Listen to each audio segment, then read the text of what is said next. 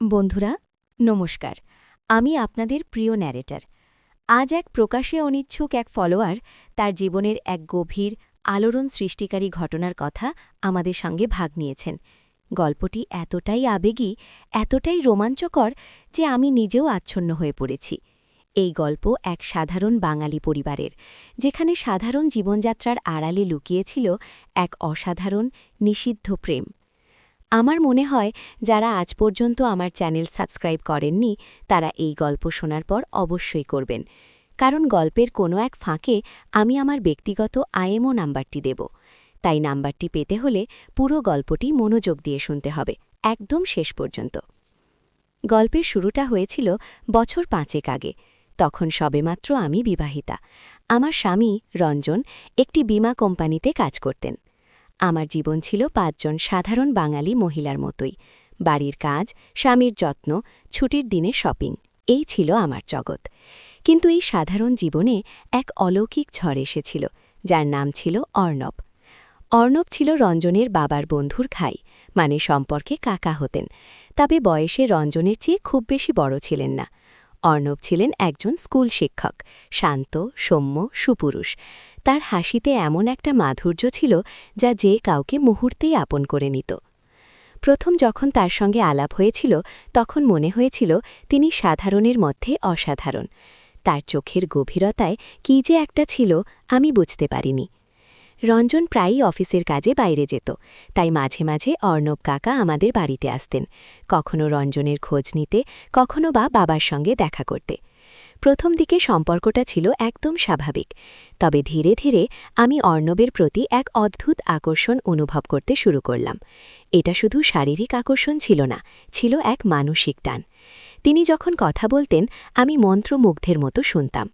তার চোখের দিকে তাকালে মনে হতো তিনি যেন আমার মনের সব কথা পড়তে পারেন। একদিন রঞ্জন অফিসের কাজে বেশ কিছুদিন বাইরে গেল। আমি একা। বাড়িতে তখন আমার আর কাজের মাসেরই আনাগোনা।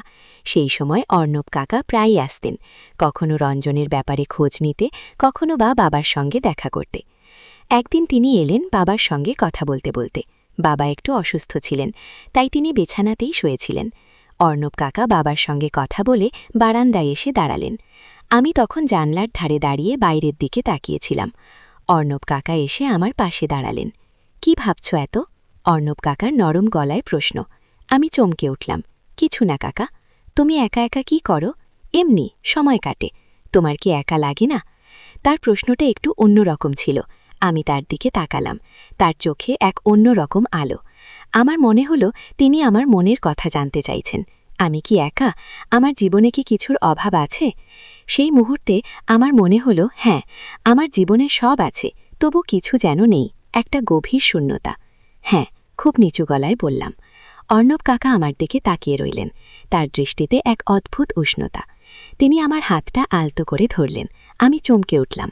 তার স্পর্শে আমার সারা শরীরে বিদ্যুৎ খেলে গেল। আমার হার্টবিট বেড়ে গেল। আমি কিছু বলতে পারলাম না, শুধু তার চোখের দিকে তাকিয়ে রইলাম। সেই চোখে যেন এক নীরব ভাষা ছিল। সেই ভাষাটা ছিল কেবলই নিষিদ্ধ, কেবলই রোমাঞ্চকর। তোমার কি ভয় করছে? অর্ণব কাকা ফিসফিস করে জিজ্ঞেস করলেন।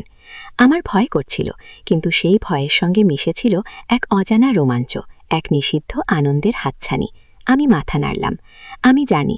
অর্ণব কাকা আবার বললেন, তোমারও নিশ্চয়ই একাকিত্ব লাগে যখন রঞ্জন থাকে না। আমি কিছু বললাম না, শুধু তার দিকে তাকিয়ে রইলাম। তার মুখের প্রতিটি রেখা, তার শ্বাস প্রশ্বাসের শব্দ, সব যেন আমার কাছে স্পষ্ট হচ্ছিল। সেই মুহূর্তে আমি বুঝতে পারলাম আমি একা নই, আমার জীবনে এক নতুন ঝড় আসতে চলেছে। এরপর থেকে অর্ণব কাকার আশাটা অনেক বেড়ে গেল। যদিও রঞ্জন বাড়িতে থাকত না, তবু অর্ণব কাকা আসতেন। কখনো বলতেন, আপনার জন্য একটা বীমার পলিসি নিয়ে এসেছি, আপনার স্বাস্থ্যের জন্য খুব ভালো। কখনো বা বাবার জন্য ওষুধ আনতে আসতেন, কিন্তু আমি জানতাম তার আসার আসল উদ্দেশ্য কী। তার সঙ্গে কথা বললেই আমার কেমন যেন লাগত, এক ধরনের উত্তেজনা, এক ধরনের নিষিদ্ধ টান। তার সান্নিধ্য আমাকে অন্য জগতে নিয়ে যেত, যেখানে কোনো সমাজের নিয়ম নেই, কোনো বাধা নেই, কেবলই দুই হৃদয়ের এক অনির্বচনীয় আকর্ষণ। একদিন রঞ্জন আবার অফিসের কাজে বাইরে গেল। সেই সুযোগের অপেক্ষায় ছিলাম কিনা জানি না, তবে অর্ণব কাকা এলেন। সেদিন তিনি রঞ্জনের জন্য আনা বীমার পলিসির কাগজগুলো নিয়ে এসেছিলেন। বললেন, এটা আপনাকে বুঝিয়ে দিতে হবে, কারণ রঞ্জন তো বাড়িতে নেই। আমি তাকে বসতে বললাম। আমরা বসার ঘরে বসলাম। তিনি পলিসির কাগজগুলো আমার দিকে বাড়িয়ে দিলেন। আমি সেই কাগজের দিকে তাকিয়ে রইলাম, কিন্তু আমার মন সেখানে ছিল না। আমার সমস্ত মনোযোগ ছিল অর্ণব কাকার দিকে, তার হাতের দিকে, তার চোখের দিকে। বুঝতে পারছেন? অর্ণব কাকা জিজ্ঞেস করলেন। হ্যাঁ, আমি মিনমিন করে বললাম। কিছু প্রশ্ন আছে? একটা প্রশ্ন আছে। আমি তার দিকে তাকিয়ে বললাম। অর্ণব কাকা একটু অবাক হলেন। কি প্রশ্ন? আপনি আপনি কেন আমার দিকে এমনভাবে তাকান? তার মুখ থেকে হাসি মিলিয়ে গেল। তিনি আমার দিকে স্থির দৃষ্টিতে তাকালেন। সেই দৃষ্টিতে ছিল একই সাথে স্নেহ, আকর্ষণ এবং গভীর এক নিষিদ্ধ আহ্বান। কারণ তিনি একটু থামলেন। কারণ আমি দেখতে পাই আপনার ভেতরের একাকিত্ব, আপনার না বলা কথাগুলো। আমি দেখতে পাই আপনিও আমার মতোই কিছু খুঁজছেন। তার কথাগুলো আমার বুকের ভেতরটায় যেন আগুন জ্বালিয়ে দিল। আমি প্রায় নিঃশ্বাস বন্ধ করে তার দিকে তাকিয়ে রইলাম। তার প্রতিটি শব্দ আমার মস্তিষ্কের ভেতর অনুরণিত হচ্ছিল। আপনি কি চান? আমি প্রায় ফিসফিস করে জিজ্ঞেস করলাম। অর্ণব কাকা ধীরে ধীরে আমার দিকে ঝুঁকে এলেন। তার চোখে এক তীব্র নেশা। তার নিঃশ্বাস আমার মুখে এসে লাগছিল। আমি চোখ বন্ধ করে ফেললাম। আমার শরীর কাঁপছিল। আমি চাই। তিনি আমার কানের কাছে মুখ নিয়ে এসে ফিসফিস করে বললেন, আমি চাই তুমি আমাকে শুধু একবার। তার কথাগুলো সম্পূর্ণ হওয়ার আগেই আমি চোখ খুলে ফেললাম। তার মুখে সেই একই রহস্যময় হাসি। আমার হৃদস্পন্দন তখন পাগলের মতো ছুটছিল।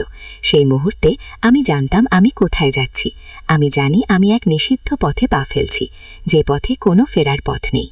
সেদিন রাতে অর্ণব কাকা আমাদের বাড়িতেই রয়ে গেলেন। রঞ্জন তখনও বাড়ির বাইরে। কাজের মাসি কখন যেন চলে গিয়েছিল। আমি আর অর্ণব কাকা শুধু দুজন। সেই রাত ছিল আমাদের জীবনের সবচেয়ে উত্তেজনাময়, সবচেয়ে রোমাঞ্চকর রাত। আমার মনে আছে অর্ণব কাকা আমার হাত ধরলেন। তার স্পর্শে আমার সারা শরীর যেন কেঁপে উঠল। আমরা একে অপরের চোখে তাকিয়ে রইলাম। সেই চোখে ছিল না কোনো দ্বিধা, না কোনো ভয়। ছিল কেবলই একে অপরের প্রতি চুম্বকের মতো আকর্ষণ। আমি কি ঠিক করছি? আমি প্রায় কেঁদে ফেলে বললাম। অর্ণব কাকা আমার ঠোঁটের ওপর আঙুল রেখে আমাকে চুপ করিয়ে দিলেন। আজ আর কিছু ভেবো না, শুধু আমাকে অনুভব করো। তিনি আমাকে নিজের দিকে টেনে নিলেন। আমাদের ঠোঁট মিলিত হল। সেই প্রথম স্পর্শ ছিল বিদ্যুৎ স্পৃষ্টের মতো, এক অনির্বচনীয় ভালো লাগা। আমার সারা শরীরে যেন আগুনের হলকা বয়ে গেল। অর্ণব কাকার আলিঙ্গন ছিল উষ্ণ, দৃঢ়। তার শরীরের গন্ধ আমার সমস্ত চেতনাকে আচ্ছন্ন করে নিল।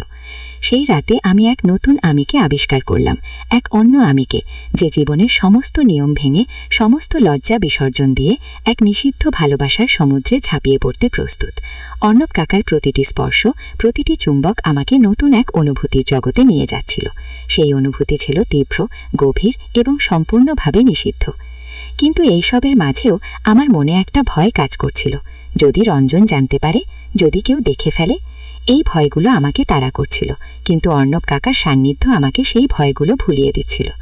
আমাদের এই গোপন প্রেম ধীরে ধীরে এক গভীর নেশায় পরিণত হলো। যখনই রঞ্জন বাড়ির বাইরে থাকত, অর্ণব কাকা আসতেন। আমাদের গোপন মুহূর্তগুলো আরও মধুর, আরও রোমাঞ্চকর হয়ে উঠছিল। প্রতিটি গোপন সাক্ষাৎ ছিল এক নতুন আবিষ্কার। একে অপরের শরীরের ভাষা, একে অপরের মনের গভীরতা, সব যেন নতুন করে চিনছিলাম। একদিন রঞ্জন হঠাৎ করে বাড়ি ফিরে এলো। আমি আর অর্ণব কাকা তখন